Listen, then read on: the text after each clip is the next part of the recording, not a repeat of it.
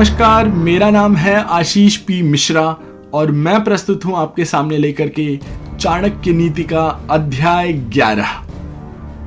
अध्याय 11 में आचार्य चाणक्य कहते हैं कि उदारता, वचनों में मधुरता, साहस, आचरण में विवेक, ये बातें कोई पा नहीं सकता। ये उसके मूल में होती हैं, ये उसका स्वभाव होती हैं। आचार्य चाणक्य कहते हैं कि जो अपने समाज को छोड़ करके दूसरे समाज में जाके मिल जाता है वह उसी राजा की तरह नष्ट हो जाता है जो अधर्म के मार्ग पे चलना शुरू कर देता है। आचार्य चाणक्य कहते हैं कि हाथी का शरीर कितना विशाल है, लेकिन एक छोटे से अंकुश के साथ महावत उसे नियंत्रित कर लेता है। एक दिया घने अंधेरे का नाश कर सकता है। क्या दिया अंधेरे से बड़ा है? एक कड़कती हुई बिजली एक पहाड़ को तोड़ देती है। क्या बिजली पहाड़ जितनी विशाल है? जी नहीं, बिल्कुल नहीं। वही बड़ा है जिसकी शक्ति छा जाती है।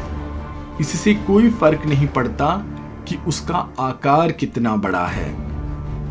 आचार्य चाणक्य कहते हैं जो घर गृहस्थी के काम में लगा रहता है वह कभी ज्ञान प्राप्त नहीं कर सकता। मांस खाने वाले व्यक्ति के हृदय में दया आ ही नहीं सकती। लोभी व्यक्ति कभी सत्य भाषण नहीं कर सकता और एक शिकारी कभी शुद्ध नहीं हो सकता। आचार्य चाणक्य कहते हैं कि एक दुष्ट व्यक्ति में कभी भी पवित्रता का उदय नहीं हो सकता। आप उसे चाहे कितना भी समझा लो। जैसे कि एक नीम के वृक्ष को आप उसकी शिखा से लेकर के उसके मूल यानी उसकी जड़ तक भले ही कितना घी और शक्कर छिड़क दो, घी और शक्कर का लेप लगा दो, पर वह मीठा नहीं होगा। आचार्य चाणक्य कहते हैं कि 100 बार पवित्र जल में स्नान करने के बाद भी आप अपने मन का मैल नहीं धो सकते हैं। उसी प्रकार जिस प्रकार मदिरा का पात्र पवित्र नहीं हो सकता, चाहे आप उसे गर्म करके सारी मदिरा की भाप बना दें। आचार्य चाणक्य कहते हैं इसमें कोई आश्चर्य नहीं कि व्यक्ति उन बातों के प्रति अनुद्गार करता है जिसका उसे कोई ज्ञान ही नहीं है। उसी प्रकार जैसे एक जंगली शिकारी की पत्नी हाथी के सर का मणि फेंक कर गुंजे की माला धारण कर लेती है। आचार्य चाणक्य कहते हैं कि जो व्यक्ति 1 साल तक भोजन करते समय भगवान का ध्यान करेगा और मुंह से कुछ नहीं बोलेगा, उसे 1000 करोड़ वर्ष तक स्वर्गलोक की प्राप्ति होगी। आचार्य चाणक्य कहते हैं कि एक विद्यार्थी पूर्ण रूप से आगे कही बातों का त्याग कर दे। पहली काम, दूसरी क्रोध, तीसरी लोभ, चौथा स्वादिष्ट भोजन की अपेक्षा या इच्छा, 5 शरीर का श्रृंगार, 6 अत्याधिक जिज्ञासा, 7 अत्याधिक निद्रा और 8वां शरीर निर्वाह के लिए अत्याधिक प्रयास। आचार्य चाणक्य कहते हैं कि वही सही में ब्राह्मण है जो केवल एक बार के भोजन से संतुष्ट रहे, जिस पर 16 संस्कार किए गए हों, जो अपनी पत्नी के साथ महीने में केवल एक बार समागम करे, महावारी समाप्त होने के दूसरे दिन। आचार्य चाणक्य कहते हैं कि वह ब्राह्मण जो दुकानदारी में लगा है, असल में वह ब्राह्मण नहीं, वैश्य है।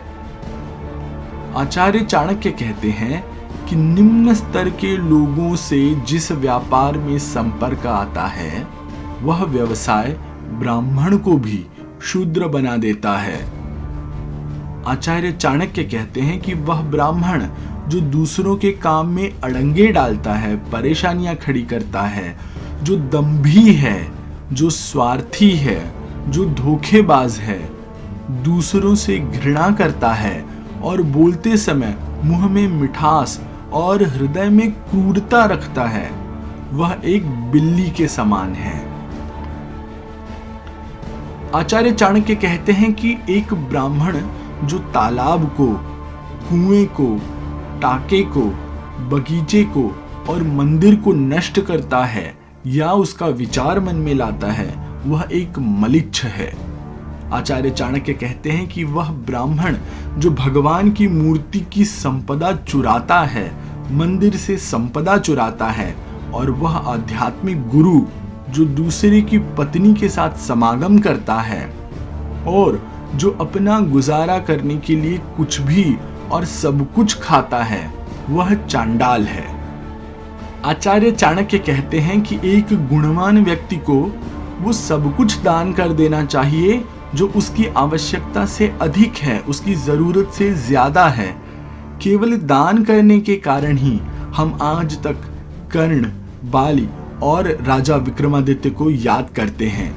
देखिए उन मधुमक्खियों को जो अपने दुखे हुए पैर धरती पर पटक रही हैं दुख में, वो अपने आप से कहती हैं कि आखिर में सब चला ही गया ना। हमने जो हमारे शहद को बचा कर रखा था, न ही दान दिया और ना ही हमने खुद खाया। अभी एक पल में ही वो सब हमसे कोई छीन कर लेकर के चला गया। इसी के साथ चाणक्य नीति का अध्याय 11 यहीं पर समाप्त होता है। यह पॉडकास्ट आपको कैसा लग रहा है, मुझे अवश्य बताइएगा। आपकी प्रतिक्रियाओं का इंतजार रहेगा।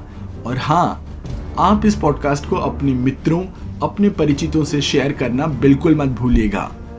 जल्द ही मिलता हूं आपसे अध्याय 12 लेकर के। तब तक के लिए आज्ञा दीजिए। धन्यवाद। नमस्कार।